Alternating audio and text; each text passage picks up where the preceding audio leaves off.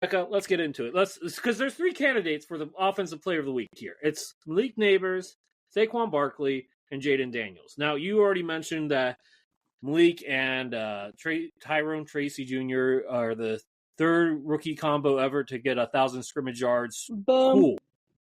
Okay. Saquon Barkley, 9th player ever to get 1,000 yards, right? Okay. You mean 2,000. Okay. First. 2,000 yards. Sorry. First of all, 2,000 yards. And I told you before, I wouldn't have cared if you picked Saquon because he did do well. But you chose your team, and you were a biased person on it. Okay. Can I explain why?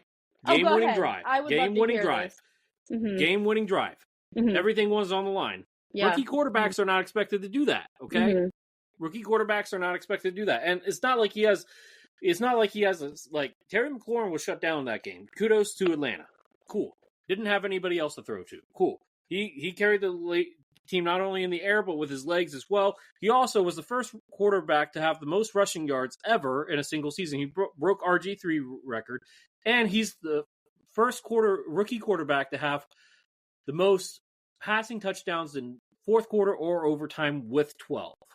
Okay, he's had, granted this does not pertain to the Offensive Player of the Week, but he's had multiple game-winning drives, okay, this season. That doesn't make him the Offensive Player of the Week, though. Oh, I just said that. I know. I'm just replaying okay. That for you. But I'm just saying, he's broken multiple records this week. He broke multiple records this week. He got a game-winning drive.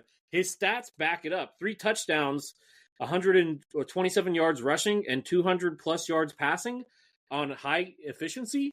Granted, 1 interception, but, look, that's offensive player to me. And, look, this was a hard call. I almost did a poll for this. I really did, because I was like, I don't know. You probably should have. Probably, maybe we can do it after the pod. Sure, we will.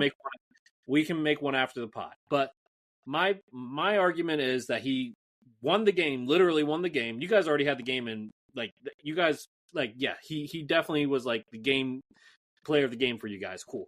And Saquon, cool. Saquon didn't play half the fourth quarter. Okay.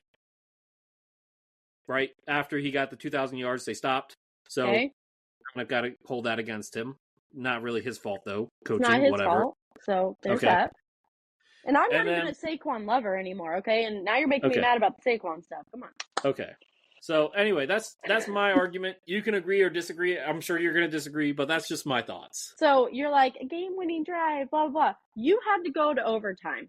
Okay, so that, first of all, we didn't have to go to overtime because we played better.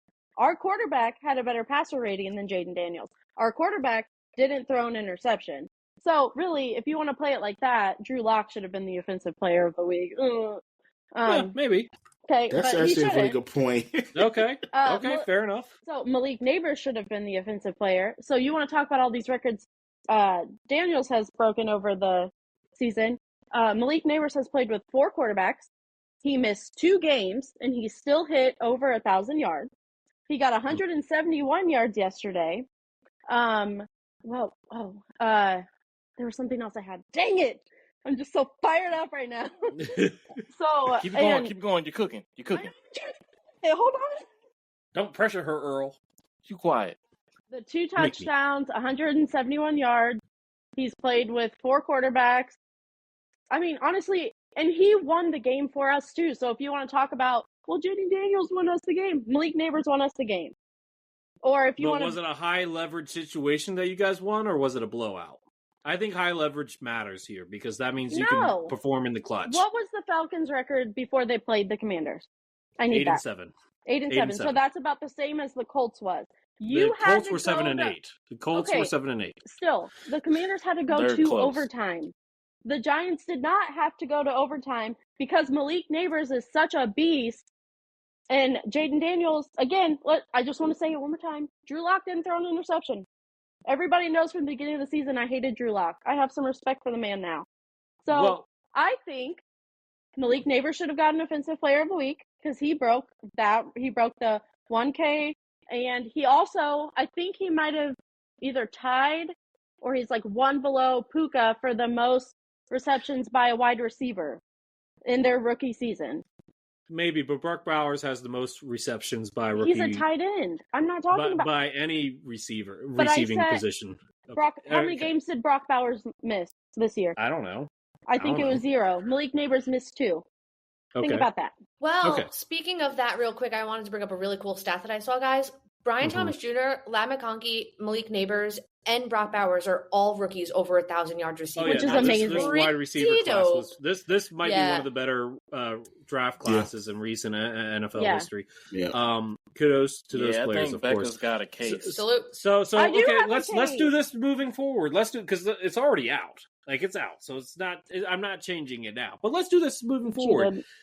On our Slack, it's all good, Becca. Luke has been talking like this since episode 66.